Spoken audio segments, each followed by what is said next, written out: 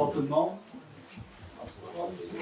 Merci d'être là. Merci d'être à cette séance régulière. Donc, j'ai besoin de quelqu'un pour proposer l'adoption de l'ordre du jour. Je propose M. le maire. Merci beaucoup.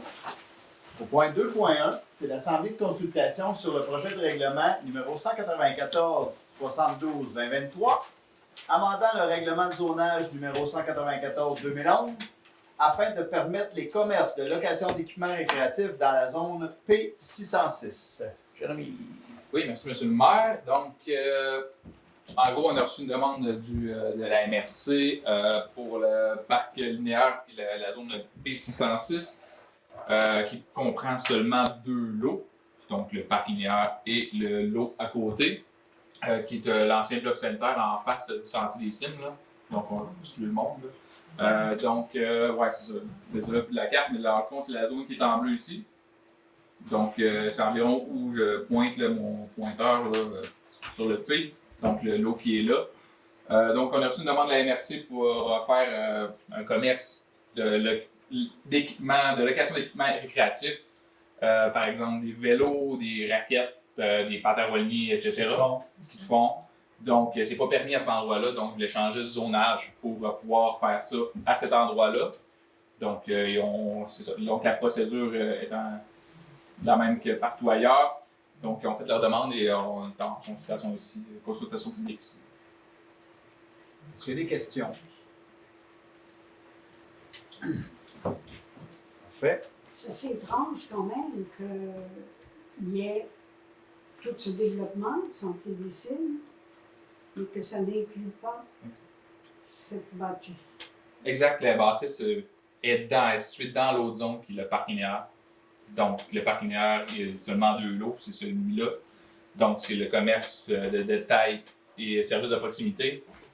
Donc, spécifiquement inclut donc les commerces de location d'équipements locatifs, récréatifs. Voilà. Effectivement, là, c'est une petite zone qui était à part. Exact. Et les toilettes seront transformées en bloc. Le siège est dessous. Il y en a plus. Non, je pense pas qu'il y avait de toilette là. Okay. C'est bon, on va passer au 2.2, Assemblée de consultation sur le projet de règlement 201-10-2023, amendant le règlement sur les usages conditionnels, afin d'abroger la section 3.2 relative aux résidences de tourisme. Jérémy, si tu veux vulgariser tout ça. Oui, si vous vous rappelez, en fait, là, il y a quelques séances de ça, on avait déjà passé ce règlement-là, mais il faut le repasser, en fait, là, parce que, dans le fond, on veut abroger toutes les résidences de tourisme en usage continuel, donc abroger le règlement sur les usages conditionnels, puis il y avait l'article 3.2 du règlement sur les usages conditionnels comprenant les résidences de tourisme. Donc, si vous vous rappelez bien, on a permis, le Conseil voulait permettre les résidences de tourisme dans la zone VR 524, VR 594 et la VR 506.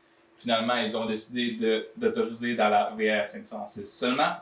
Et là, ici, dans le fond, ce serait d'abroger tous les usages conditionnels, donc toutes les zones en vert, et ceux-là en feraient partie également.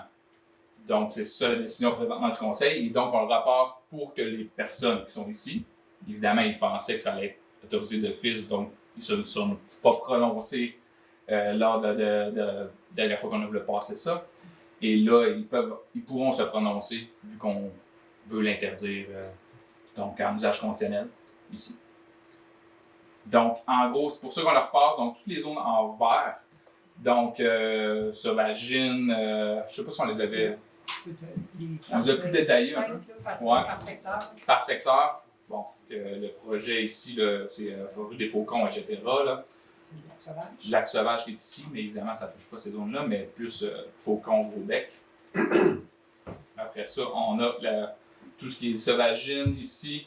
Évidemment, la VR 524, la VR 594, la VR 506, on l'enlève parce qu'elle va être autorisée d'office de toute façon. Lac caché, il fallait jusqu'au lac caché. Ici, les zones étaient en usage conditionnel de résidence de tourisme, mais il n'y en a aucune. Là. C'est vraiment, ça appartient tout à terre publique ou à nous. Donc, absolument rien là. Et on se retrouve ici au lac Paquette, versant des lacs ici. Donc, ça va être abrogé également. Neuchâtel du Valais, dans ce coin-là, de l'autre côté de la 117, face au Royal Laurentien, ça va être abrogé également. Je pense que ça fait le tour. Est-ce que je me suis bien expliqué? Des questions pour l'IR 510. 510. Chemin de la Solagine. 506, chemin de la... 510. 510. 510. Chemin de la Solagine. Ouais. Moi, j'ai su ça dernièrement. Je vais faire un changement de souvenir. Je pense que je comprends que vous en avez déjà parlé. C'est pas la première réunion que vous avez là-dessus. Non. Je suis propriétaire sur le long du chemin de la Solagine, à partir du 1049 aller au 1137 sur le côté S. J'ai plusieurs terrains vacants. Ma question, c'était c'est quoi la motivation de changer ça de zonage par rapport à en rajouter à d'autres places? En fait, l'orientation du conseil depuis qu'on se penche sur notre vision du développement chez nous, c'est de concentrer les résidences de tourisme là où il y a des pôles touristiques, donc au Royal Laurentien pour Mont-Blanc. OK. C'est une entente que vous avez avec le Mont-Blanc? Non. C'est juste un... C'est une réflexion d'équipe de dire les résidences de tourisme, on en a beaucoup dans notre territoire. Où sont-elles les mieux, je vais dire, assimilables, assimilées? C'est là où il y en a, puis là où le tourisme se passe. Donc, nos deux pôles touristiques dans la municipalité sont là. Mais il n'y a pas de projet de loi qui a passé du gouvernement qui demandait de ça. Non. C'est Non. juste Non. une motivation de Politique. politique. Ouais. Donc, comme je vous dis, j'ai tout le côté S. Il y a déjà des résidences de touristes. Ça fait plus de 10 ans que j'en ai une, les deux. J'ai jamais eu de problème. Mais celles qui existent demeurent. On ne Ouais. retire pas les Là, droits. j'en ai fait une nouvelle pour mettre conforme le 1061 que j'ai déposé avant que le projet de loi change. La question, c'est que le chemin de Solagine, c'est un chemin qui est très, très passant. Puis il y a une faible densité.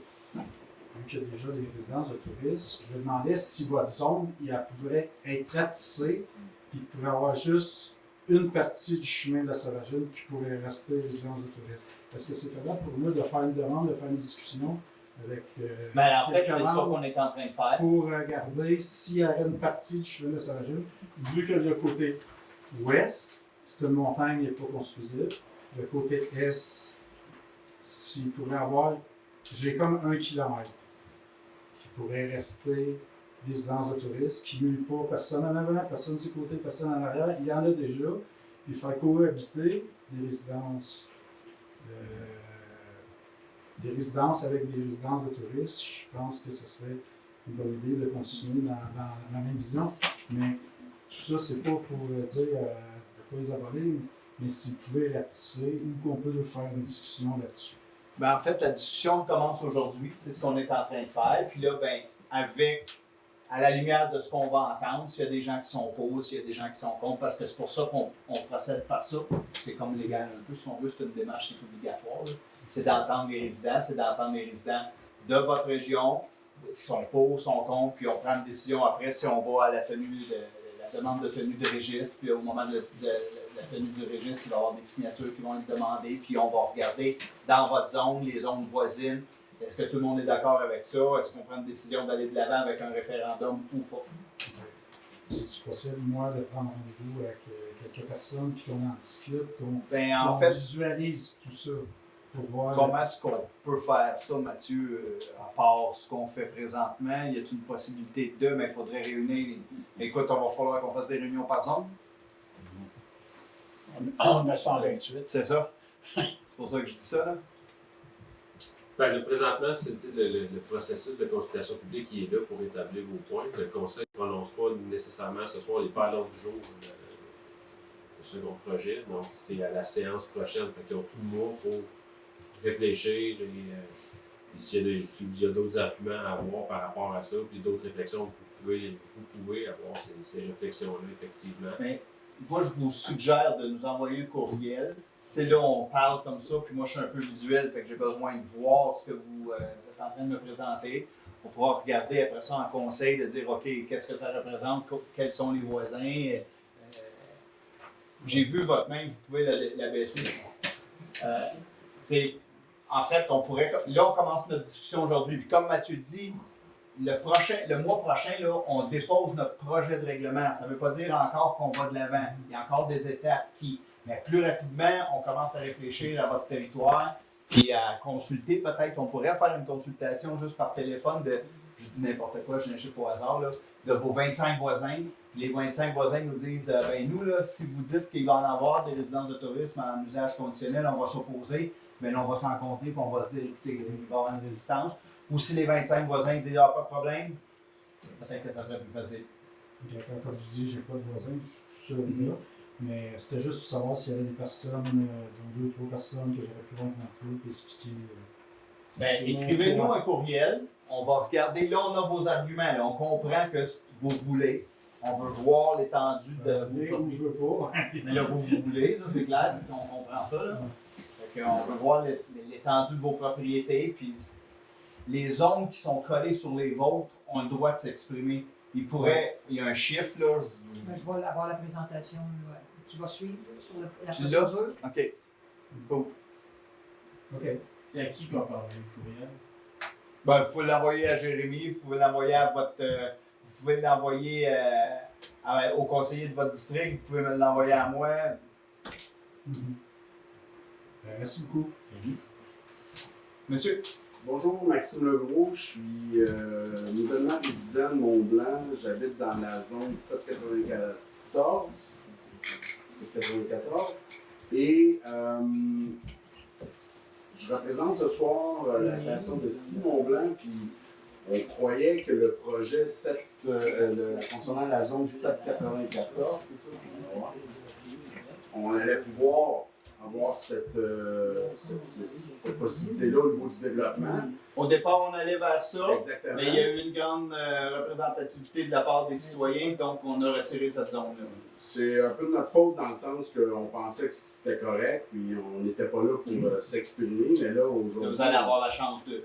on est là haut et fort pour dire que pour assurer notre pérennité, notre développement, tout ce secteur-là, c'est un beau secteur qui est potentiellement développable. On est voisins de nous-mêmes aussi, puis là où il peut y avoir des voisins à proximité de cette zone-là, il y a une montagne qui nous sépare. Il s'agit d'aller visiter le site physiquement pour comprendre. Il y a encore là, Mont-Blanc est prêt à faire des concessions de bandes de protection qu'on pourra soumettre à Jérémy par courriel pour essayer d'en arriver à un consensus où que tout le monde sort gagnant de ça, puis que ça n'empêche pas le développement de la station. Poursuivre exactement la politique que vous avez dit tantôt là, par rapport au développement des pôles touristiques, soit le golf ou encore la station de ski. Merci. On va écrire merci. Oui.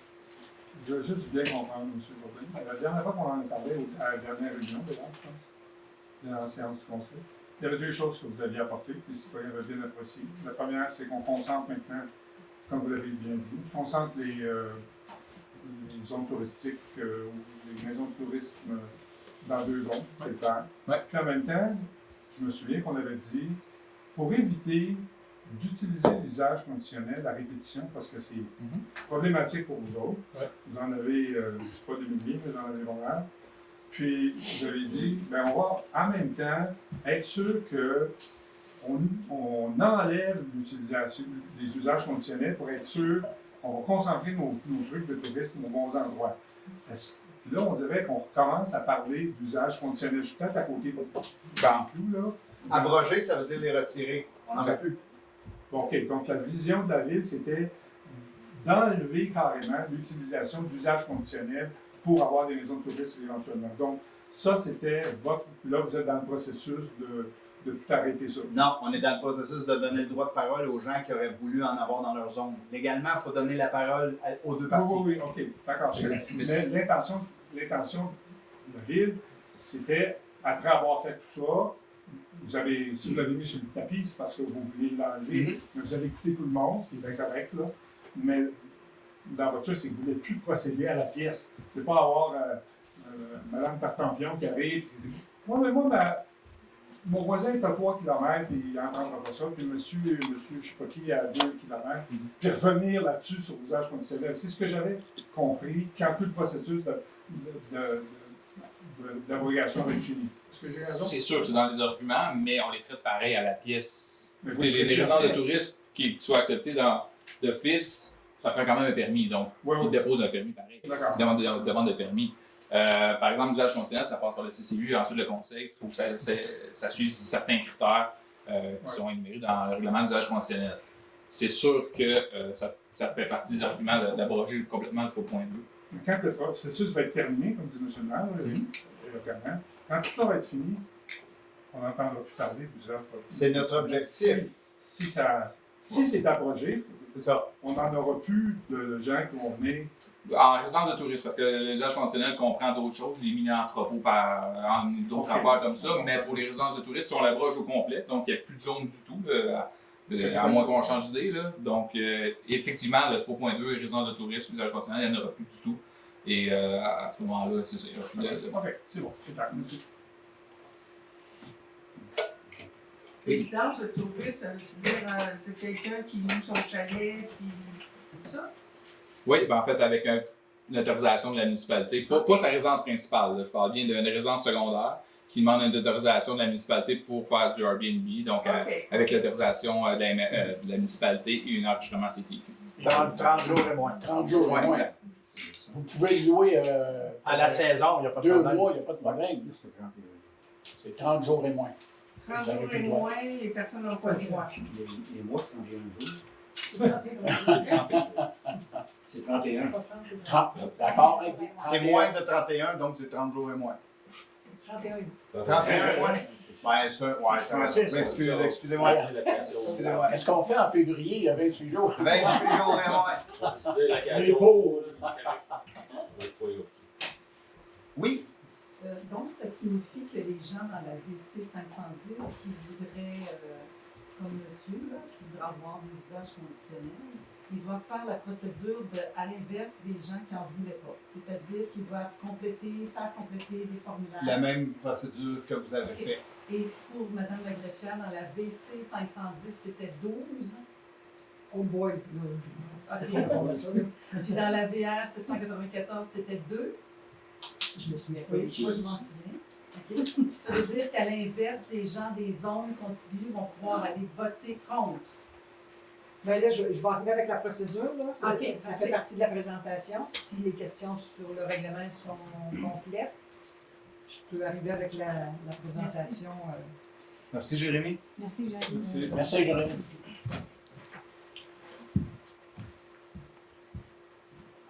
Les étapes d'approbation. Pour ceux qui sont habitués, j'ai fait des petites modifications dans mon PowerPoint. Question de vous garder à l'aise. On m'a demandé d'essayer de l'alléger un petit peu. Je vais vous présenter ça. Donc, le processus, on a dit tantôt, là, monsieur monsieur le maire a mentionné monsieur Gagnon, monsieur Gagnon, qui avait un processus d'approbation des règlements. Donc, c'est ce que je vous présente.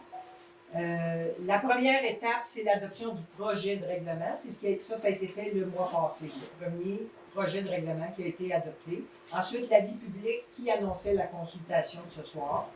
L'assemblée de consultation, ça, c'est toutes les démarches légales. Là, c'est la loi sur l'aménagement et l'urbanisme qui prescrit ces démarches-là. Suite à l'assemblée de consultation, comme M. le maire disait, il y aura l'adoption d'un second projet de règlement qui n'est pas à l'ordre du jour de ce soir. Ce soir, c'est la consultation. Le conseil souhaite que ce soit à une séance subséquente. Ça leur laisse le temps, comme M. Renaud disait, là, de vous avoir entendu, de mâcher un peu ce qu'ils ont entendu. Le second projet de règlement pourrait être identique ils pourraient conclure qu'ils le veulent identique au premier qui a été présenté, ou il pourrait y avoir des modifications. Donc, il y aurait ce second projet-là. Ensuite, il y a un avis public qui va annoncer la possibilité, c'est là que les gens entrent en ligne de compte là, pour s'ils souhaitent s'opposer à l'adoption de ce règlement-là. L'avis public va annoncer la possibilité de faire des demandes on appelle ça des demandes de participation au référendum, mais la première étape, c'est vraiment pour l'ouverture d'un registre. Alors, la première étape, c'est les demandes. Il y a un avis public qui va annoncer ça suite au second projet. Ensuite, il y a l'adoption du règlement final qui, lui, va être vraiment le final qui va s'en aller après ça en approbation référendaire s'il y a suffisamment de demandes. S'il y a eu suffisamment de demandes, il y aura la tenue du registre. Et si le nombre de signatures au registre est suffisant, à ce moment-là, l'étape suivante, toujours pour que le règlement puisse entrer en vigueur, c'est l'obligation d'un scrutin référendaire. Le Conseil pourrait décider à toutes les étapes de cesser le processus et d'arrêter, de ne pas se rendre au règlement comme tel. Final, au référendum, excusez. Fait que si on regarde un petit peu plus en détail certaines procédures, les procédures d'approbation, on dit la demande de tenue de registre, ça se fait par qui? Ça se fait par les gens qui sont, c'est les électeurs en fait. Et on appelle ça les personnes habiles à voter dans le cadre d'un référendum. Les personnes de la zone qui est concernée pour laquelle monsieur parlait de la 510, bon, ça serait les gens de la zone 510 et des zones qui lui sont contiguës, les zones adjacentes. C'est ces gens-là qui ont un droit de parole pour la zone 510. Maintenant, dans le dossier qui nous occupe ici, on a plusieurs zones, toutes les zones en vert qui étaient au tableau. Donc, chacune des zones peut faire l'objet de demandes pour qu'il y ait tenue de registre. Donc, il y a les zones visées et les zones qui l'entourent. On peut dire ça de façon vulgarisée. Et là, on arrive, là, madame parlait de personnes. On ne rentrera pas dans les détails des calculs. De toute façon, là, on ne les a pas pour les zones, mais pour qu'il y ait un nombre suffisant de demandes pour que l'étape suivante soit l'ouverture d'un registre, ça prend au moins 12 personnes qui vont faire une demande pour la zone, pour une zone. Ou la majorité s'il y a moins que 21 personnes dans cette zone-là. Si on fait le calcul du nombre de personnes, s'il y en a moins que 21, c'est la majorité. S'il y en a plus que 21, c'est 12. À ce moment-là, c'est le nombre qui est requis pour passer à l'étape suivante, qui est le registre. C'est quoi ces demandes-là? La demande, elle doit indiquer la disposition. Parce que parfois, on peut avoir des règlements qui ont plusieurs dispositions. Ici, il y en a une seule, c'est d'abroger la possibilité de faire une demande d'usage conditionnel pour une résidence de tourisme, mais dans un même règlement, il pourrait y avoir d'autres objets parfois. Donc, ça doit indiquer l'objet de la demande, la zone d'où elle provient, et il y a un formulaire qu'on vous fournit sur notre site Internet pour faire cette demande-là.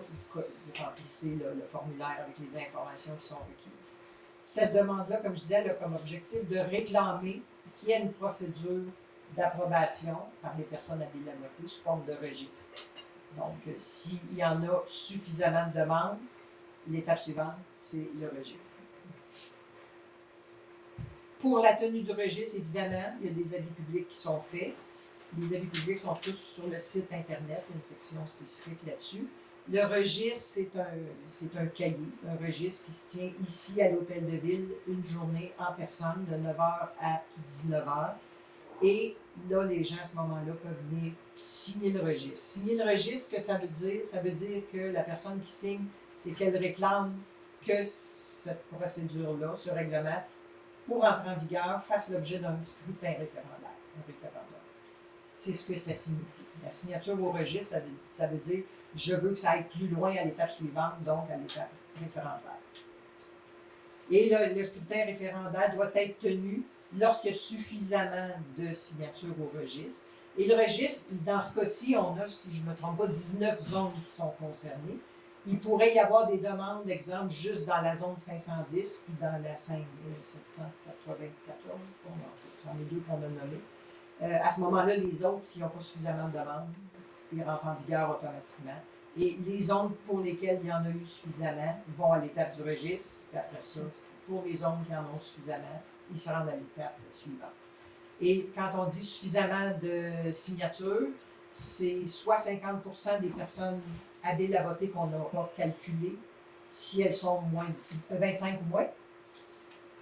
Ou un beau petit calcul savant. S'il y a plus que 25 personnes dans la zone, là, on a un petit calcul à faire. C'est 13 pour les 25 premières, puis après ça, c'est 10 On peut dire, grosso modo, c'est environ 10 des personnes habiles à voter. Fait que le processus, là, ça donne vraiment la possibilité aux citoyens là, de s'opposer. Dans ce cas-ci, c'est un droit qu'on retire, qui est un petit peu différent de ce qui se fait souvent dans les règlements d'urbanisme qui sont contestés par la population, parce que souvent, ce qu'on fait, c'est qu'on rajoute des usages qui n'étaient pas permis avant. Dans ce cas-ci, on retire les usages.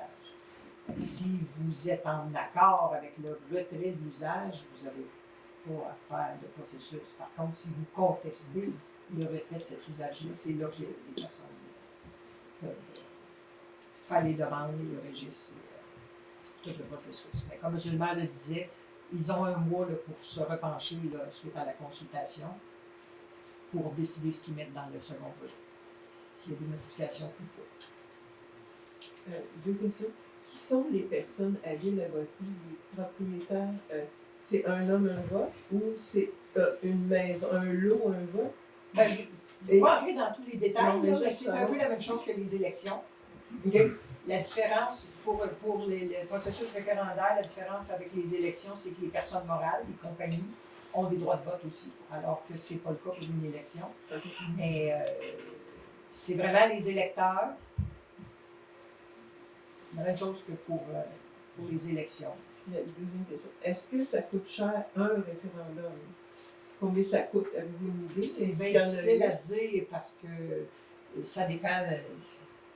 C'est difficile à dire parce que ça dépend du nombre de personnes. Si on a une petite zone là, qui a 25 personnes habiles à voter, c'est pas beaucoup de travail pour le faire. Si c'est un référendum à la grandeur de la municipalité, c'est sûr. Ça avait déjà été dit entre 5 et 20 000.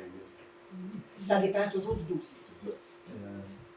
Une personne morale, si la personne morale a 5, 10 terrains, 10 là. Ben, si c'est dans la même zone, non. Mais Okay. dans un cas comme ici, si la personne morale ou la personne physique, peu importe, s'oppose au règlement pour la zone 510, parce que je lis celle-là, j'ai le souvenir d'avoir entendu 510, si la personne a un terrain là, elle a le droit de se manifester dans cette zone-là. Si elle a aussi un terrain dans la zone 204, mais elle a le droit dans la zone 204 aussi. Mais exemple, Daniel, Parce que c'est comme dans lui, l'annexe. exemple de monsieur tantôt disait, admettons qu'il y a 10 terrains, il Oui. n'y a pas de droit d'y vote. Si c'est tout dans la même zone, non. OK. C'est un seul. Une compagnie qui a plusieurs terrains dans plusieurs zones, ils ont droit à plusieurs votes pour chaque zone. Pour chaque zone, parce que c'est des processus complètement indépendants. Mais un seul vote. Un seul vote par zone. Parce que c'est des processus complètement indépendants. S'il y a tenue de registre, il y a un registre pour chaque zone. Et s'il y a un référendum, il y a un référendum pour chacune des zones qui va s'imprendre dans le processus. Fait que c'est, comme je disais tantôt, ça fait le tour pas mal de la procédure. Sur notre site Internet, il y a beaucoup d'informations sur la tenue là, sur cette procédure-là. Puis comme je disais tantôt, ben, le conseil, en tout temps, il a le choix de tenir ou pas un référendum, il a le choix de retirer ces procédures. Question? Oui, il y avait un point qui indiquait que la signature du registre se faisait de 9h à 19h. Oui. C'est souvent, si je me rappelle bien, un jour de semaine. Oui. Et c'est seulement une seule journée. Oui. Est-ce que c'est la loi qui l'exige, ça, ou c'est un choix de la municipalité de faire ça, une seule journée et une journée de semaine? Les heures sont fixées par la loi. Le nombre de journées, c'est fixé par la loi. Je n'ai pas par cœur, mais nous autres, c'est sûr qu'on est en bas on est beaucoup en bas du nombre qui serait requis pour faire plus qu'une journée. Je ne me souviens pas par cœur, mais définitivement, on est beaucoup inférieur. Et puis la journée, ça, c'est à notre discrétion. Est-ce que ça pourrait être une journée de fin de semaine? Ça pourrait selon la loi.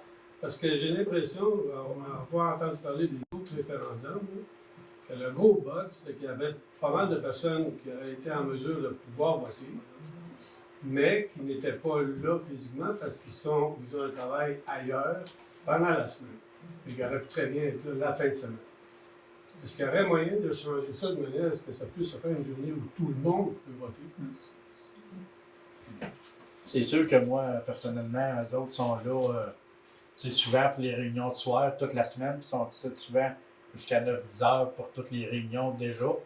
Si on remet ça en plus, normalement le vendredi finit à midi.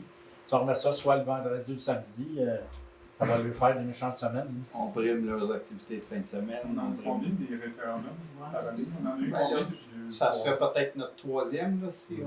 Mais là, vous parlez d'un référendum ou vous parlez du Registre. registre? Non, du registre. Ok. Parce qu'un référendum, effectivement, C'est ça se tient. Ça se tient un dimanche obligatoirement. Le référendum comme tel, comme une élection, c'est bon. Mais le registre, c'est sur semaine, en tout cas. C'est parce qu'il y a beaucoup de gens, c'est pas leur résidence Non, c'est principale, et automatiquement, ces gens-là qui travaillent ne vont pas partir de la ville pour venir prendre une journée de congé pour venir marquer leur nom. À moins qu'il y C'est ait pas juste, ça ne représente pas vraiment la majorité des. Parce qu'il y en a beaucoup qui ne restent pas ici. Est-ce Ils que n'ont la pas la loi, chance d'habiter à temps plein ici. est-ce que la loi exige que quelqu'un soit là physiquement pour signer à la mitaine? Oui. Pas de délégation. Non. La personne elle-même, oui. J'imagine que si la ville voulait faire un changement comme ça, de mettre un samedi, elle pourrait être aussi conséquente de traiter ses employés correctement et leur donner une journée de congé aussi. Ça pourrait être Impossible. On a de la difficulté à joindre les deux bouts, à régler les dossiers pendant la semaine, on a juste pas le journée de congé. Puis, tu sais, je m'excuse, mais là, on s'en va dans nos valeurs. Il y a des gens qui disent, ben moi, pour aller voter, je vais me déplacer jusqu'à 19h. C'est pour ça qu'on dit, tu sais. Moi, qu'on a d'autres j'allais dire, il y questions? en a peut-être qui seraient disponibles la semaine, mais qui ne seraient pas la fin de semaine. Mais en tout C'est cas, ça. c'est un choix qui peut toujours être révisé. Est-ce que ça va pour la procédure? Oui. On parlait de 12 votes. C'est-tu 12 votes en faveur de ou contre? Ça dépend du règlement. Les 12 personnes que j'ai mentionnées tantôt, c'était le nombre de demandes requises par zone pour que le processus se continue à l'étape du registre et après ça, à l'étape Mais subséquente. dans ce cas-ci, Parce Mais que c'est c'est déjà 12 posé. personnes qui seraient intéressées à abroger les lois de. Non, Oui, ok. ben, ceux qui signent, ceux qui veulent signer, c'est ceux qui sont en défaveur de la modification qui est en train de se faire, Ceux qui veulent garder l'usage.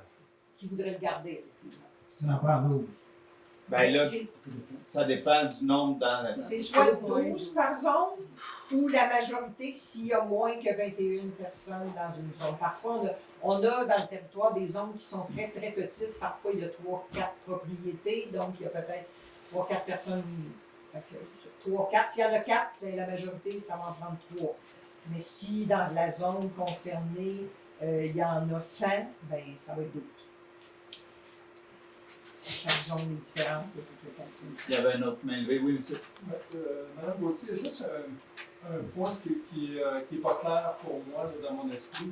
Si, par exemple, le processus suit son cours et que ça va jusqu'à l'ouverture du registre, est-ce que dans un référendum, est-ce que c'est une question, êtes-vous pour ou contre l'abrogation du droit de résidence de tourisme? Ou si c'est seulement les gens qui veulent que ce règlement-là ne voit pas le jour. Là. Mais rendu au référendum, tu votes oui ou tu votes non. Rendu au référendum, la question doit se répondre par oui ou non, effectivement. Donc, ça va être très clair comme acceptez-vous, donnez-vous le mandat. Êtes-vous en faveur du règlement tel numéro? OK. Et ça veut dire que ceux qui sont pour l'abrogation des résidences de tourisme, au niveau conditionnel, est-ce qu'ils votent à un moment donné? Au référendum. Au référendum. Êtes-vous en faveur de l'adoption de ce règlement-là? Eux vont dire oui s'ils ne souhaitent plus. S'ils ne souhaitent plus avoir de. Mais s'il n'y a pas eu 12 signatures dans leur zone, ça se rend pas aux étapes subséquentes. ça veut dire et que ça ces personnes-là perdent leur droit de vote? Non, ça veut dire que les gens qui sont en faveur de l'adoption du règlement, ça poursuit son cours. Donc, vous n'avez pas eu à vous annoncer. C'est bon. Merci. C'est bon? Merci. Nous sommes rendus à l'item 3 qui est la période de questions portant essentiellement sur les points à l'ordre du jour. Vous savez que lorsqu'on défile, souvent, on répond aux questions, mais s'il y a des gens qui ont tout de suite des questions sur ces points-là, je vous invite à les poser. Mais vous pouvez toujours attendre aussi à la fin. Oui, Paul. Moi, c'est au sujet du projet intégré du domaine de vie. Alors, tu as l'autre jour? Oui, C'était Approbation. 9.1. 7.1. 9.1. C'est qu'on aimerait fournir des informations qui pourraient permettre une meilleure réflexion sur le dit projet, à savoir la question de la situation du dit terrain. Alors, le ministère du gouvernement du Québec a produit une description de la situation au niveau des zones inondables et aussi des zones humides. Alors, je peux faire circuler nos représentants, si vous voulez les faire circuler. Alors, puis celle-ci aussi, c'est tout simplement pour démontrer que la dite zone où on veut faire un projet intégré d'une dizaine de résidences, bien, cette zone-là, elle est tout d'abord en majeure partie une zone humide. Vous allez avoir la démonstration à partir de la carte. Et en plus, elle est une zone inondable. Inondable pour une partie de la zone humide, évidemment, parce qu'il faut dire que le terrain, à certains endroits, est plus bas que le lac. Moi, j'ai joué au golf là, à partir de 1995 jusqu'à sa fermeture, et on vivait toujours le même scénario au printemps. Il fallait, pour se rendre au trou numéro 6, faire un grand détour et marcher dans l'eau pour aller au vert. Ça, c'est une situation qui se répète. Encore ce printemps, j'ai envoyé des photos d'ailleurs à certains représentants démontrant la situation. Puis en plus, même durant l'été, parce que les fortes pluies, l'inondation se produit encore. Alors je pense qu'avant de mettre des maisons dans une zone humide, je pense qu'il faut y penser à 2 fois. Alors, c'est mon intervention à ce sujet-là. Donc, je pense que ça mérite, avant de donner l'aval à ce projet-là, de regarder ça de façon plus attentive. Donc, merci. Merci.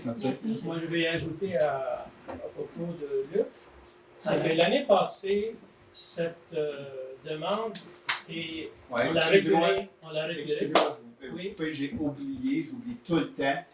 Levez-vous et identifiez-vous. Oui, Maurice Kedouni.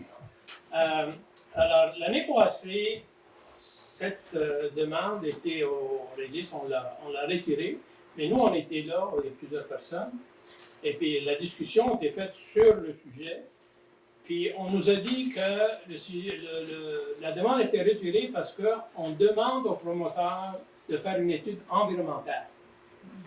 Là, je vois, est-ce que la demande est reprise parce que l'étude environnementale est faite ou non? Et pourquoi? Et s'il est fait, est-ce qu'on peut en avoir une copie ou se rendre compte de ce que les recommandations? Et je vais ajouter que le consensus maintenant, dans plusieurs municipalités, même il y a 86 municipalités à l'entour de Montréal, où les terrains de golf, là, ils ne veulent plus avoir de construction là-dessus. D'ailleurs, ils ont voté une demande qui va être disons, c'est une demande temporaire d'interdire toute construction sur les terrains de golf.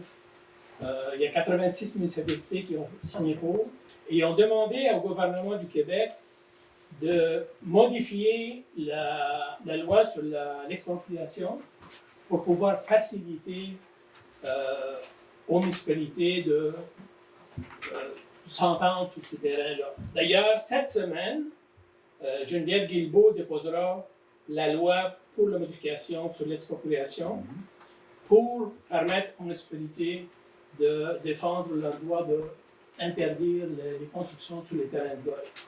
Parce que c'est des terrains... Maintenant, ici, c'est très particulier parce qu'en plus, c'est un terrain naturel puis champ vert, ainsi de suite. Mais comme Luc a dit, c'est un terrain qui a plusieurs problèmes. À part les 2 problèmes d'inondation et zone humide, il y a un ruisseau qui circule là, qui était, disons, caché ou qui est un peu... qu'est-ce qu'on fait avec? Oui, ok. Maintenant, dans le projet, ils veulent le rouvrir et changer le lit du ruisseau. Ça va se faire que le ruisseau va descendre directement au lac en amenant tous les sédiments. Ça va être une quasiment catastrophe écologique avec tout ce qui va se passer. Maintenant, eux autres, l'idée de ça, c'est de maximiser le nombre de terrains qu'ils peuvent vendre parce que là, le ruisseau fait des méandres, là. Alors, en faisant une ligne droite, là, ça va être plus facile. Alors, il y a plusieurs problèmes de ce côté-là qu'il faut, disons, consulter avant de prendre une décision là-dessus.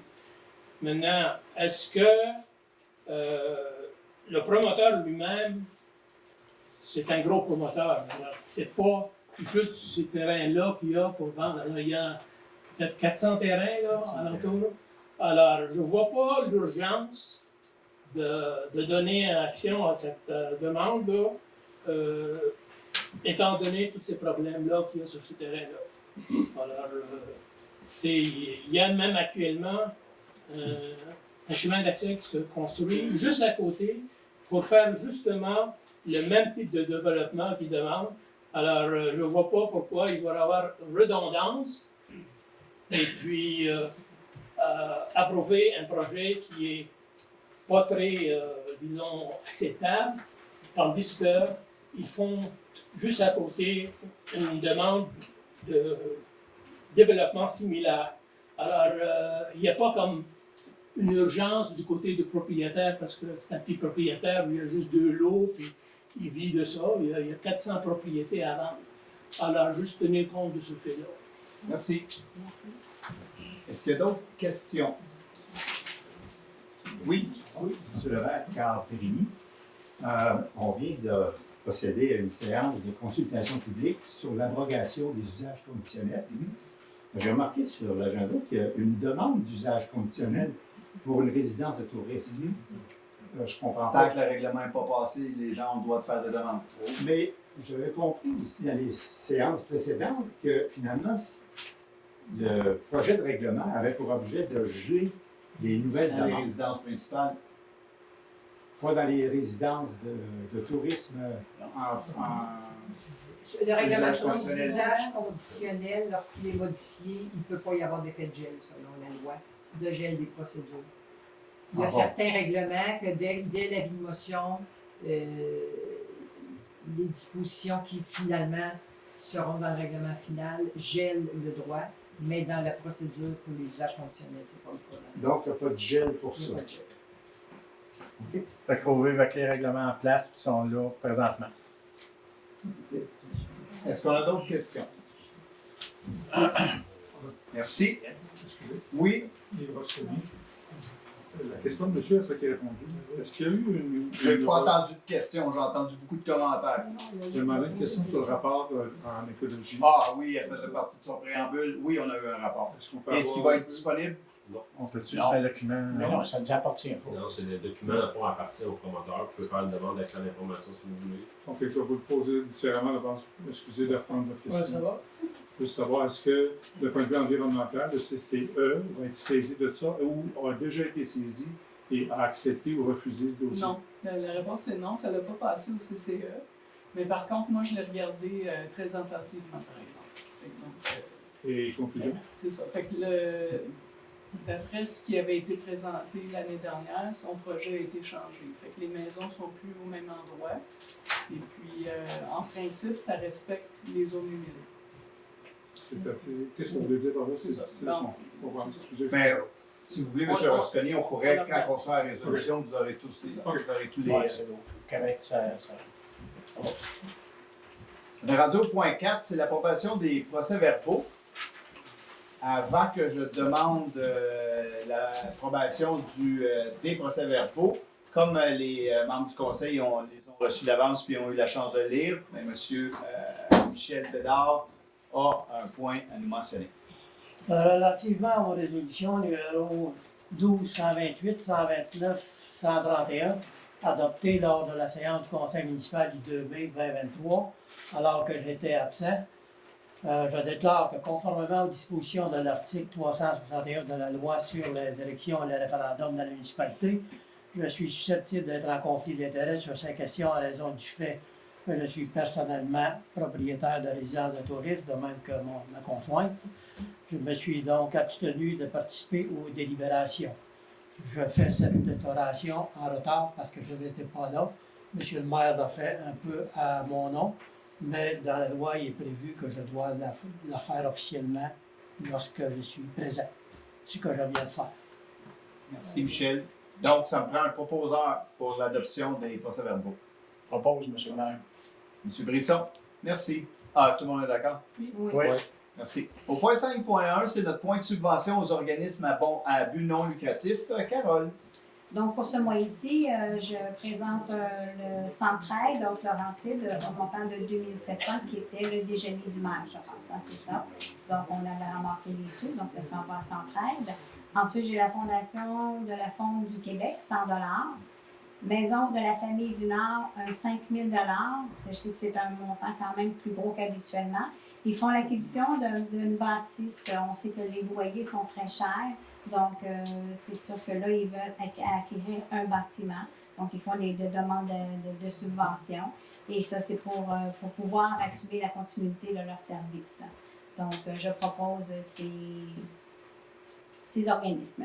Est-ce que tout le monde est d'accord avec ça? Oui. Merci beaucoup. Au point 5.4, c'est la libération d'affectation de surplus. André. Oui, considérant que le conseil municipal avait affecté des sommes provenant du surplus ou des fonds, de divers fonds, aqueduc, fonds de parc, et que, étant donné qu'il y a des travaux qui ont été pas nécessairement complétés ou qui ont coûté moins cher, donc on retourne ces montants-là dans le surplus, ou en tout cas où ils doivent aller. Et puis, il y a une longue liste que je ne lirai pas, mais je peux vous dire qu'au total, on libère 116 573 $ pour un grand total de 197 201 $ qui est retourné au surplus libre, surplus aqueduc, surplus matériel résiduel, surplus développement. En tout cas, tout ça, j'en fais la proposition, M. le maire. Est-ce que tout le monde est d'accord? Oui. Oui. Merci. Au point 5.5, Carole, c'est l'autorisation de dépenses pour le congrès FQM. Donc, à tous les années, on va au congrès. Donc, la tenue du congrès annuel de la FQM est entre le 28 et le 30 septembre de cette année. Donc, je propose d'autoriser les conseillers qui accompagnent le maire au congrès de la FQM. Donc, d'autoriser une dépense n'excédant pas 2 000 $ plus taxes sont présentant les frais de transport, de repas, d'hébergement pour chacun des conseillers. Donc, Madame la conseillère moi-même, Anne Métourneau, et Monsieur les conseillers Alain Lauzon, Michel Bédard et Monsieur Guy Simard seront présents au congrès. Donc, je propose d'accepter les dépenses. Est-ce que tout le monde est d'accord? Oui. Merci. Au point 5.6, c'est l'addenda au contrat de travail de M. Gilles Bélanger. Anne. Oui, donc M. Gilles Bélanger a travaillé seulement 3 jours semaine plutôt que de travailler des semaines pleines. Donc, je propose qu'on fasse un addendum à son contrat et qu'on autorise le maire et le directeur général à signer pour et au nom de la municipalité l'addenda au contrat de travail de M. Bélanger. Est-ce que tout le monde est d'accord? Oui. Merci. Michel, 5.7, c'est l'appui au comité SOS Pont Prud'homme. Oui, M. le maire, considérant que le pont Prud'homme situé à Brébeuf est fermé depuis maintenant 4 ans, que le ministère des Transports reporte sa réfection d'année en année, considérant que sa fermeture a un impact négatif sur l'activité économique, considérant le délaissement de ce pont dans un état de délabrement met à risque son effondrement et le vandalisme, je propose d'appuyer le comité SOS Pont Prud'homme dans ses demandes auprès du ministère des Transports pour la réfection du pont Prud'homme. Est-ce que tout le monde est d'accord? Oui.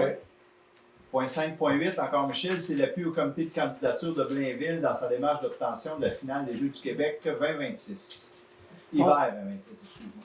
considérant la volonté d'obtenir la finale des Jeux du Québec en l'hiver 2026 par la ville de Blainville, en collaboration avec ses partenaires, considérant que la finale des Jeux du Québec constitue une occasion unique de mobiliser la population, considérant l'impact positif qu'apportera la finale des Jeux du Québec sur le plan sportif, culturel, économique, bicommunautaire et touristique, l'impact possible de tel événement sur les jeunes de Blainville et de la région de Laurentides, considérant la capacité de la ville de Blainville et de ses partenaires de présenter cet événement, je propose d'appuyer la candidature de la ville de Blainville pour l'obtention de la finale des Jeux du Québec hiver 2026 et de participer à la promotion de la candidature de la ville de Blainville et aux efforts de mobilisation si requis.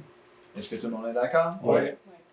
5.9, Anne, c'est la nomination d'un représentant et d'un substitut du conseil d'administration de la régie intermunicipale des Trois-Lacs. Oui, donc la régie municipale, intermunicipale des Trois-Lacs a besoin d'un représentant de la municipalité. Et puis, M. Brisson souhaite se retirer à titre de représentant de la municipalité à la RITL. Donc, je propose de nommer M. le maire Jean-Simon Lavert à titre de délégué représentant de la municipalité sur le conseil d'administration de la régie intermunicipale des Trois-Lacs, ainsi que M. le conseiller Michel Bellard à titre de substitut. Tout le monde est d'accord? Oui. Michel, ça te va? Oui, ça me va. 6.1, André, la trésorerie. Oui, on va regarder les montants de 10 000 et plus, s'il vous plaît. Voilà. Donc, Village Mont-Blanc, remboursement d'une garantie d'entretien au montant de 47 191 $.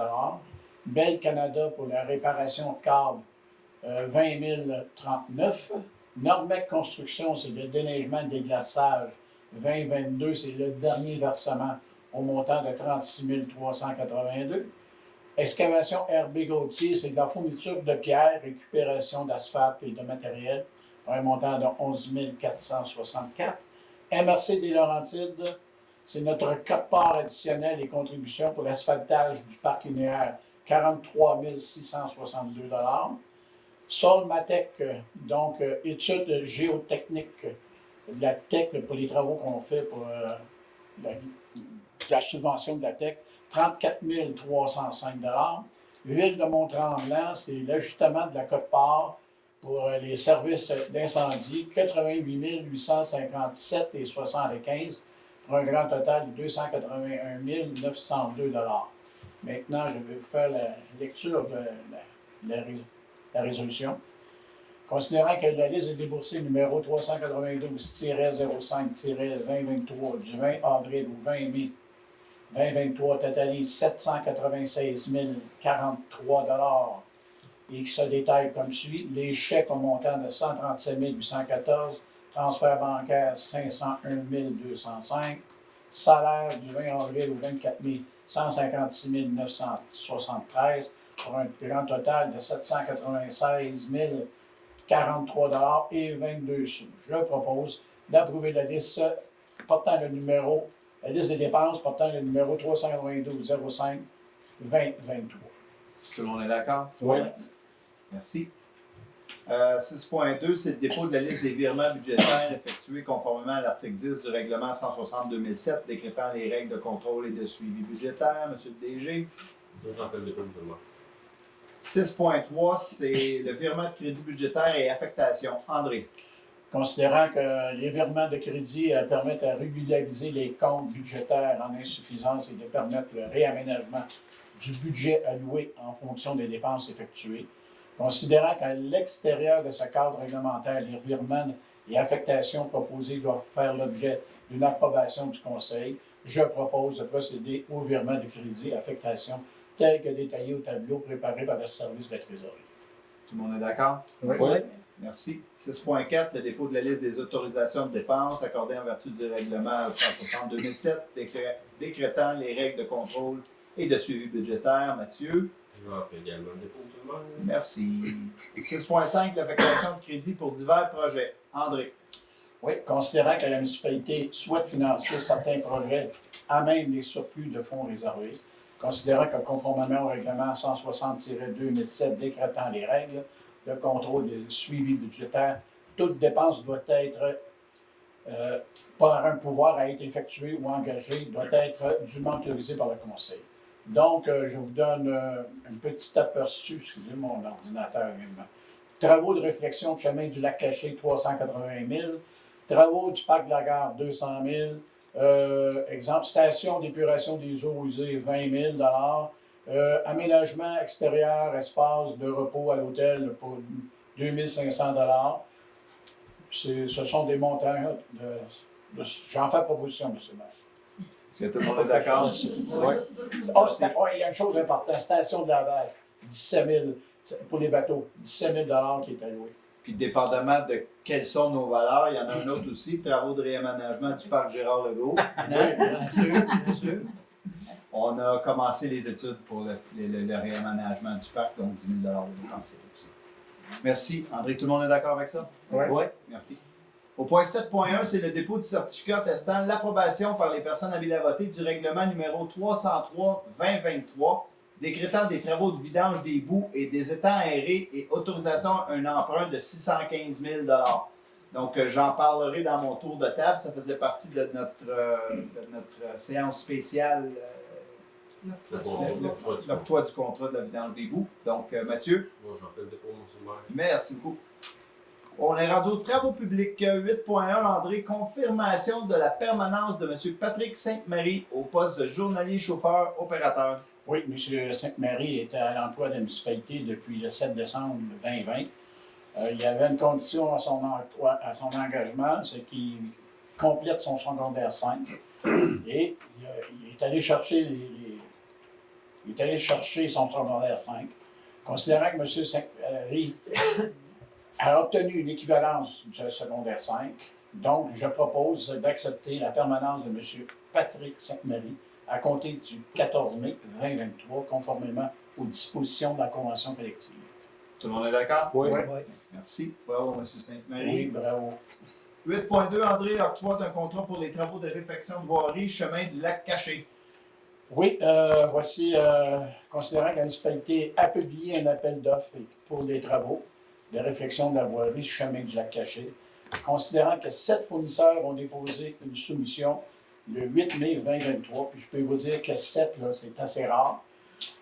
On est très, très contents. Celui qui a réussi à avoir ça, c'est Excavation Talbot Incorporée.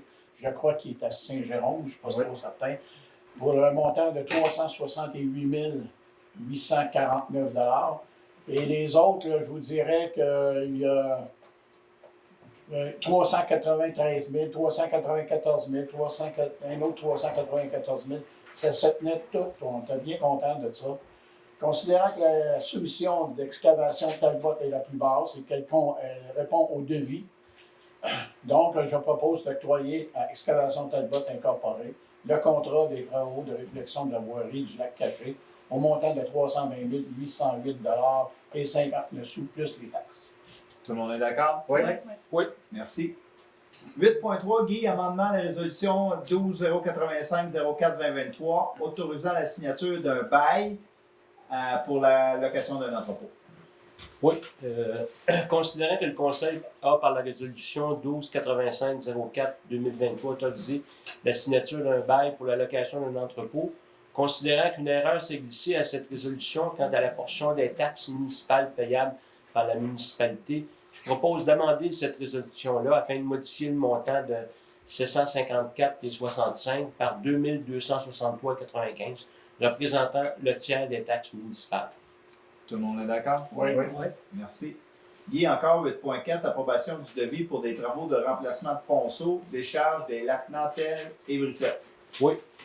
Considérant que la municipalité souhaite obtenir des soumissions pour des travaux de remplacement de ponceau, décharge des lacs Nantel et Brissette, considérant qu'un devis a été préparé par les services administratifs, je propose d'approuver le devis portant le numéro 2023-66 préparé par les services administratifs et d'autoriser le processus d'appel d'offres public.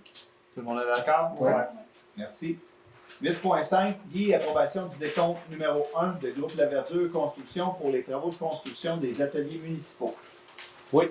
Considérant que le groupe La Verdure Construction a présenté son décompte progressif, en fin de compte, c'est sa première facture, numéro 1 relatif aux travaux de construction des ateliers municipaux, au 12 mai, Travaux exécutés, 589 400 avec TPS, TVQ, ça fait un grand total de 667 et 662 $.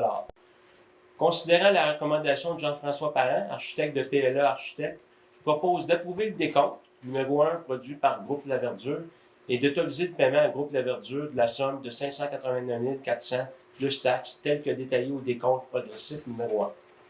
Tout le monde est d'accord? Oui. Merci beaucoup. Au point 9, on est en comité consultatif d'urbanisme. Alain, demande d'approbation en vertu d'un PIA visant le projet de lotissement majeur en projet intégré sur la propriété située sur le chemin du lac Rougeau. J'ai une déclaration à faire. Une déclaration.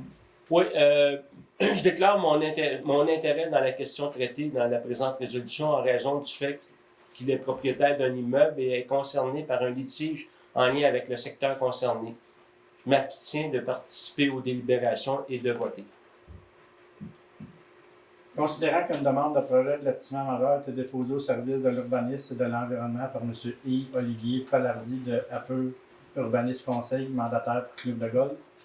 Considérant que la demande est assujettie au PIA lotissement majeur. Considérant que le projet consiste en la création de 9 lots intégrés sur lesquels il est prévu de construire des habitations unifamiliales et d'un terrain vacant commun en bordure d'un lac.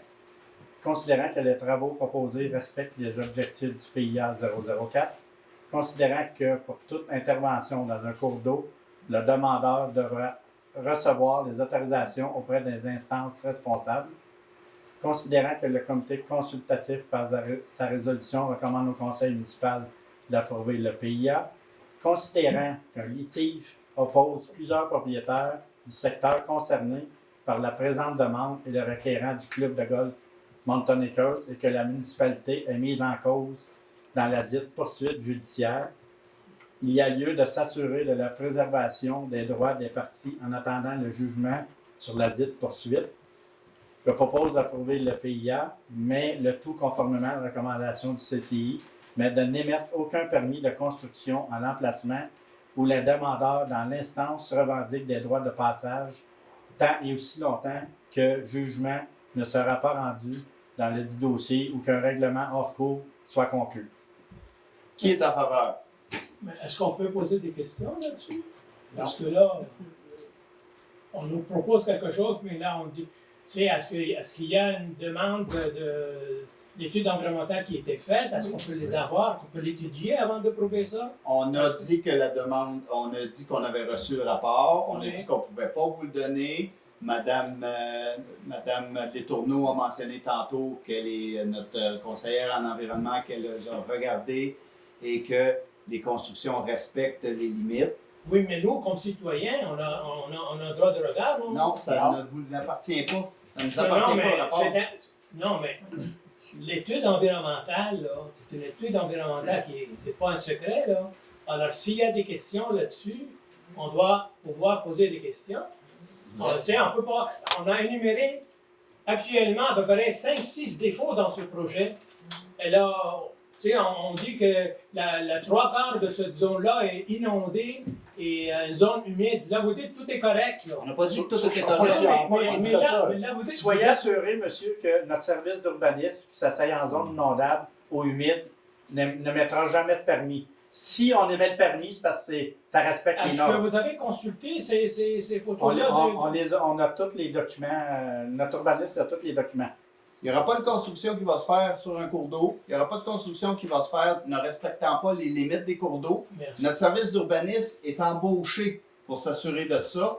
Notre comité consultatif en urbanisme est assis sur place pour prendre les décisions, regarder le plan et tout le monde dit qu'on va de l'avant. Je demande aux conseillers, êtes-vous d'accord? C'est là que ça se passe. C'est On a bien, tous les éléments. dit que s'il faut qu'il joue dans un cours d'eau, il faut qu'il demande un CA du ministère.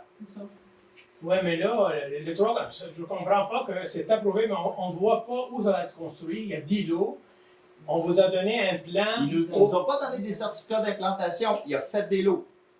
Il peut faire des lots. Mais les lots Jusque peuvent là, être sur les il zones peut, il humides. peut faire des lots. Il peut diviser son terrain en lots. C'est ça qu'il nous demande. On dit, OK, il n'y a pas aucune implantation de résidence de bâtisse. On n'est pas là.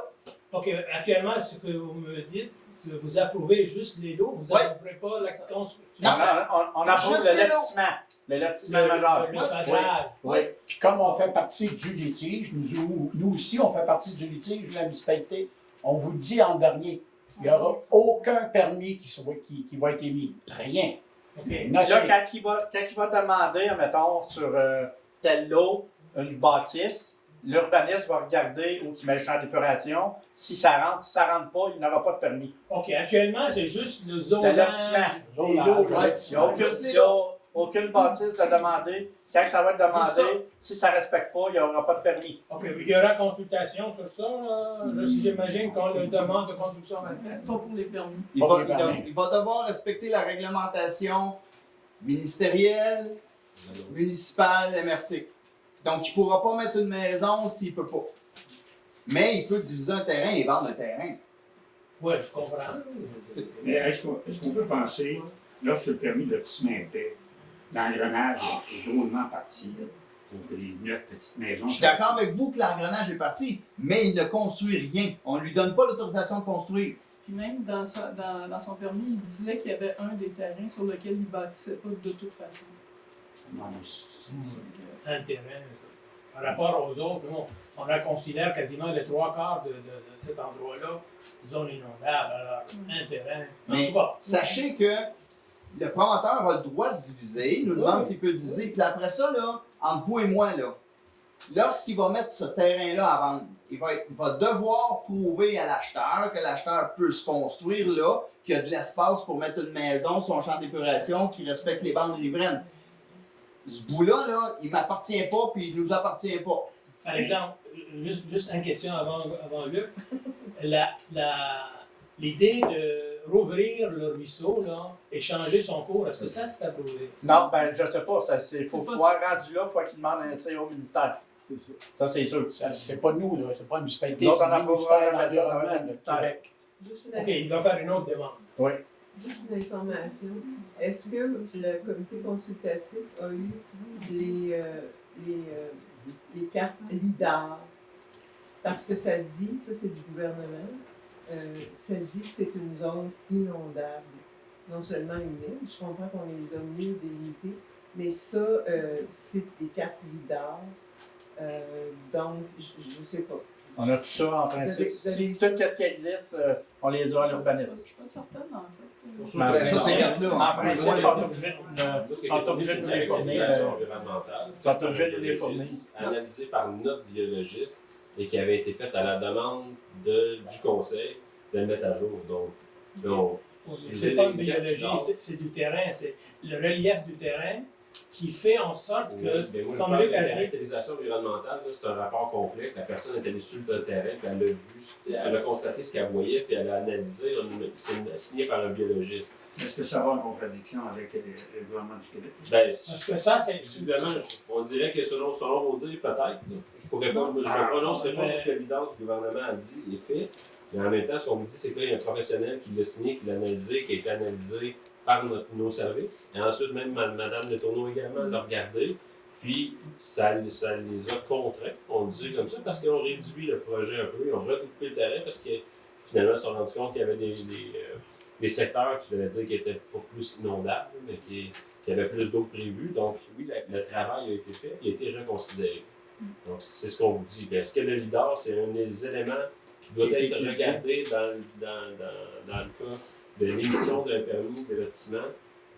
Ça ne fait pas partie des documents, fort probablement, la caractérisation environnementale va primer à ce moment-là.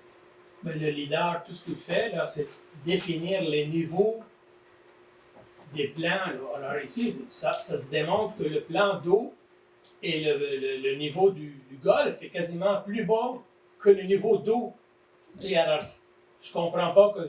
Ben, écoutez, là, les gens sont allés sur le terrain, on a fait un découpage, vous nous avez fourni ça, on va mettre ça dans le dossier aussi. Ça fera partie des éléments qui seront considérés au moment où il y aura des demandes de construction dans les endroits qu'on ne sait pas parce qu'on ne sait pas comment c'est découpé. Là.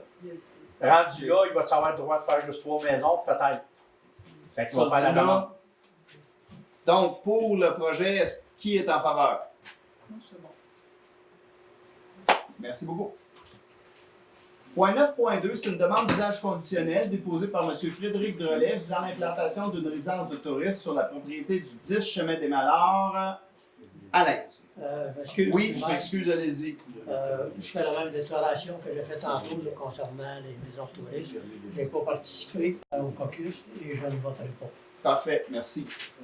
Peut-être que Mme Daniel pourra l'inscrire parce que oui, C'est à inscrire. Il vient de déclarer son intérêt.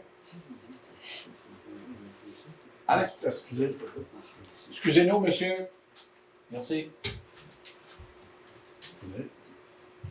Alain, vas-y. Oui, oui, parce que ça. Considérant qu'une demande d'usage conditionnel a été déposée au service de l'urbanisme et de l'environnement par M. Frédéric Drolet en faveur d'une propriété située au 10 Chemin Mallard, c'est en jaune ici. La dite demande vise à permettre l'implantation d'une résidence de tourisme de 4 chambres, considérant que le comité consultatif recommande au conseil municipal d'accepter la demande selon nos règlements actuels. Je propose d'accepter la demande d'usage conditionnel. Attends, il faut que je demande la parole aux gens. Excusez. Étant donné que c'est une demande d'usage conditionnel, c'est à ce moment-ci que je demande s'il y a des gens qui ont besoin, qui désirent se prononcer sur ce point-là lors du jour. Question. Oui. Excusez-moi, je une question. Est-ce que ça rentre dans la discussion qu'on a eue plus tôt? C'est-à-dire, aujourd'hui, on est dans le processus, ça rentre là-dedans. Aujourd'hui, toute décision que vous allez prendre va être soumise au reste du processus. Premièrement, si vous dites non, bien ça va tomber. Ben, en fait, là, ce qu'on est tenu de faire, c'est de regarder les points qui autorisent les résidents, qui autorisent l'usage conditionnel. Donc, le CCU. Les critères. Les critères, tac, tac, tac, tac, tac.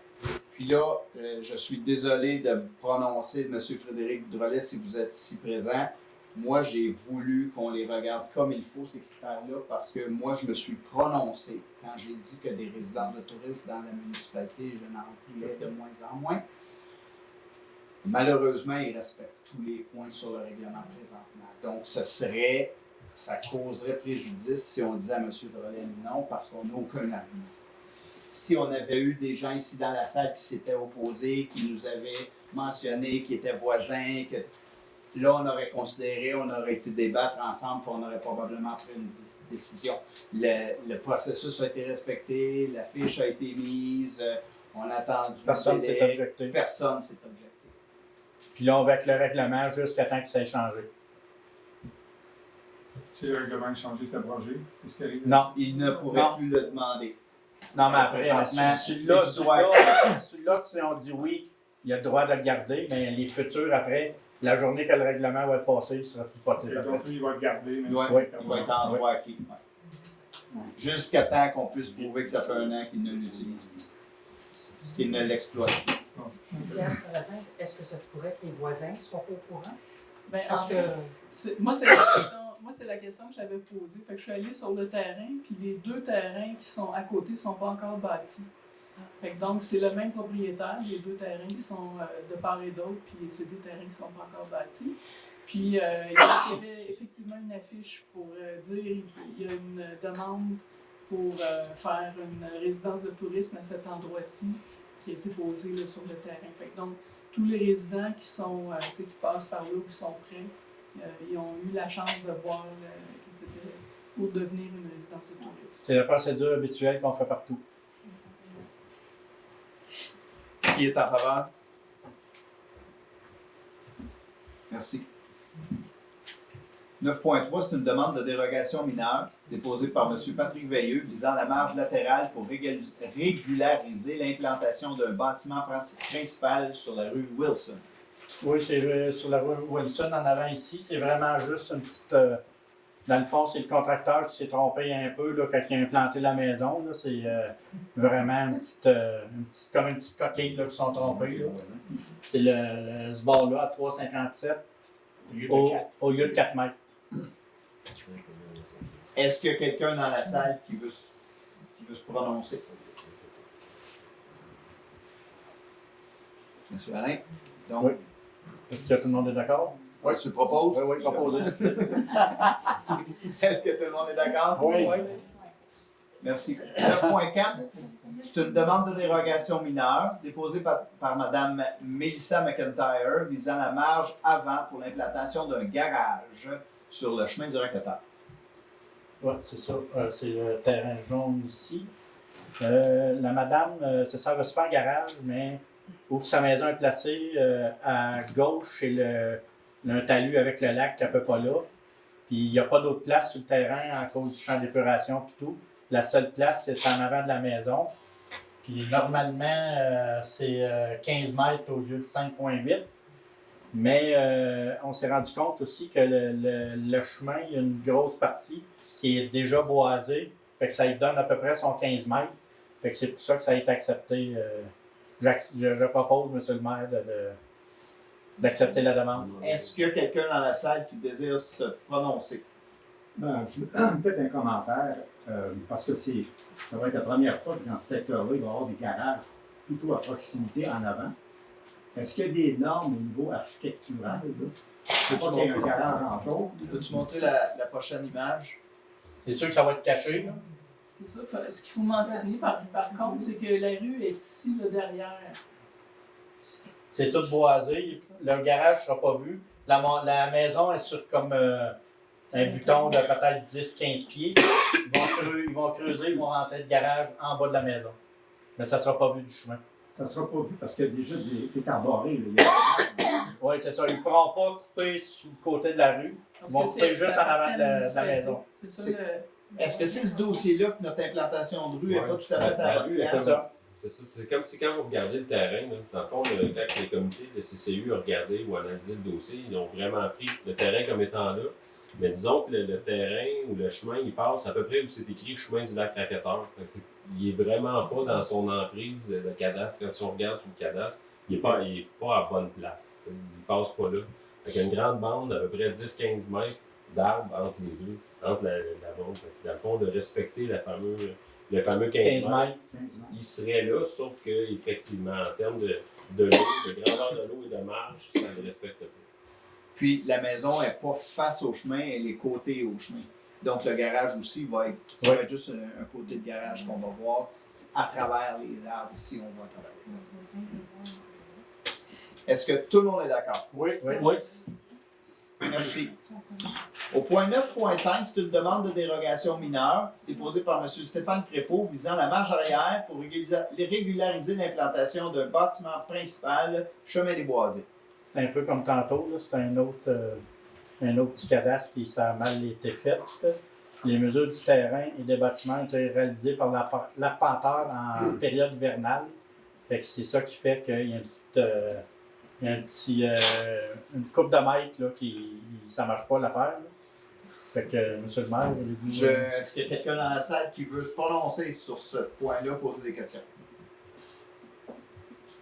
M. Lauzon? Je propose d'accepter la demande, le tout à la recommandation du CCU. Est-ce que tout le monde est d'accord? Oui. Merci. 9.6, c'est une demande d'approbation en vertu d'un PIA déposé par M. Stéphane Guindon, mandataire pour Multi-Entrepôt du Nord, visant un projet de construction accessoire sur la 117. C'est les entrepôts qu'il y a à côté de notre garage là-bas. Le premier, on voit un peu le premier mini-entrepôt, il est ici. Il fait une demande, c'est déjà déboisé. Dans son permis initial, il était déjà là, le bâtiment. Il fait une demande pour en bâtir un autre 78 encore, Daniel va le montrer. C'est celle en arrière ici. Il est projeté encore 78 mini-entrepôts. Il n'y a pas de déboisement, rien à faire, c'est non, tout fait. Tout est prêt. Tout est dans les règles, fait que je propose d'accepter le PIA, le tout à la recommandation du CCU. Qui est en faveur? Oui. Parfait, merci. 9.7, c'est une demande d'usage conditionnel déposée par M. Stéphane Guindon, mandataire pour Multi-Entrepôt. Oui, c'est un PIA pour permettre, la dite demande vise à permettre l'implantation d'un usage de mini-entrepôt conformément à la section 3.3 du règlement sur l'usage conditionnel, considérant que la demande respecte les objectifs et les règlements d'usage conditionnel, considérant que le comité consultatif, par sa résolution, recommande au conseil municipal d'approuver la demande d'usage conditionnel. Je propose... Est-ce qu'il y a quelqu'un dans la salle qui désire se prononcer? 10.8, c'est une demande d'usage conditionnel déposée par M. Stéphane Guindon, mandataire pour Multi-Entrepôt du Nord, visant un projet de construction accessoire sur la 117. C'est les entrepôts qu'il y a à côté de notre garage là-bas. Le premier, on voit un peu le premier Merci. Je propose d'accepter la demande d'usage conditionnel, le tout conformément à la recommandation du CCI. Est-ce que tout le monde est d'accord? Oui. Oui. Merci. 9.8, c'est une demande d'approbation à un autre PIA déposé par M. Samuel Loiseau visant un projet de construction accessoire. C'est un garage sur la rue Wilson. Encore ici, en avant, sur la rue Wilson, c'est le terrain jaune. On va remettre la... Des vides. Merci, Mme Rouge. Est-ce qu'on a d'autres questions? Oui, bonsoir. André Lambert, je suis du Lac-Carré. Tout à l'heure, au point 6.5, M. Louisson, vous avez mentionné un 17 000 de toit pour la station de lavage. Oui. J'aimerais savoir de quelle station de lavage on parle. Est-ce que c'est la station de lavage des bateaux pour le Lac-Carré? En général, pour l'ensemble du territoire? Oui. Puis elle va être située où, cette station de lavage? On va en avoir deux. On ne peut pas le dire tout de suite parce qu'on est en négociation. Mais il va en avoir une au bord du lac Carré. On peut vous dire ça, c'est notre terrain. Il va en avoir une là. Près du lac Carré. Près du lac Carré, mais on prévoit en avoir deux sur le territoire. OK. Parfait. Pour le moment. Merci beaucoup. Il va peut-être en avoir d'autres plus tard, mais pour le moment, c'est ça. Merci beaucoup. Mon rêve, là, c'est qu'il y en ait une belle avec les ateliers municipaux. Belle grosse. Mais ça, c'est pas près du lac Carré. Non, mais 4. OK. Ça serait 3, ça serait peut-être 4. OK, parfait. Merci. Excusez, je suis obligé de c'est durant que... Oh, excusez. Bon, juste revenir à la présentation du mois dernier. Je veux juste être sûr que j'ai bien compris. Il y avait un surplus budgétaire. Là, c'est de 2022, les chiffres financiers de 2022. Ouais. Il y avait je fais appel à votre mémoire, j'en ai pas moi. 2022, il y avait un surplus budgétaire, je me suis rappelé des excédents budgétaires, de 1,4 million, si je me souviens. Est-ce que j'ai raison? 1,4 million. Puis, on a eu un excédent de dépenses, si c'est ce chiffre-là que je ne me souviens plus. 600 quelques $1000 de plus de dépenses que prévu. Effectivement, oui. C'est en plein du bon sens. OK, parfait. Et les excédents budgétaires que M. Brisson vous a mentionnés, ils vont rentrer en plus du 1,4 million? Parce qu'il a dit qu'il y avait des trucs qui avaient été passés. Ils s'en vont dans leurs surplus respectifs. On a des surplus en aqueduc-égout, on a des surplus en promotion, on a en surplus libre, mais ils s'en vont tous dans leur surplus affecté. OK, il a mentionné le surplus libre. Oui, il y en a qui s'en vont dans le surplus libre. Donc, il va y avoir un peu plus qu'un 1,4 million si on a additionné. Oui, c'est sûr que c'est pas tous, ils n'ont pas tous la même, je veux dire, la même provenance. Il y a des projets là-dedans qui ont été, par exemple, reportés, qui ont été complétés à moindre coût, mais en réalité, c'est 5$, on s'entend. Ouais. Et il y en a, par exemple, on avait affecté un montant de 9 000 l'année dernière pour la réserve de sable, etc., puis d'abrasif pour l'hiver. Finalement, on n'a pas eu besoin parce qu'on a acheté un peu moins. Mais c'était 9 000 puis on l'a simplement libéré. C'est des montants qui ne sont pas nécessairement en surplus budgétaire non plus. Ça ne vient pas nécessairement gonfler le surplus de l'année sur les projections. Okay. Sur le montant non, exactement. C'était déjà des montants qui étaient prévus d'être dépensés avec des surplus accumulés des années antérieures. Okay. Fait que ça n'a pas un impact, disons, on ne veut pas dire on avait présenté 1,4 million de surplus puis on ajoute un 200 000. OK, ça marche pas. OK, parfait. Puis les augmentations de dépenses par rapport au budget l'an dernier en pourcentage des dépenses totales, sans compter les CAPEX, là, sans compter les investissements immobiliers, sans compter ça parce que c'est pas C'est une bonne question. C'est combien de pourcentage? En gros. Un budget de près de 8,5 millions, 9 millions pour l'année dernière. 54, 5, 6. Ouais, c'est bon. 17%, je pense que c'est total qu'on avait. OK, parfait. Comme ça. OK, c'est gentil, une bonne mémoire. C'est surtout lui qui fait tous les chiffres. Ouais, j'avais pas un peu à mémoire, je le fais moins. Est-ce qu'on a d'autres questions? Propose la levée. Donc, il est 21h24. La levée de l'Assemblée est proposée par André. Tout le monde est d'accord? Oui. Merci beaucoup. Bon retour. Bon retour à la maison.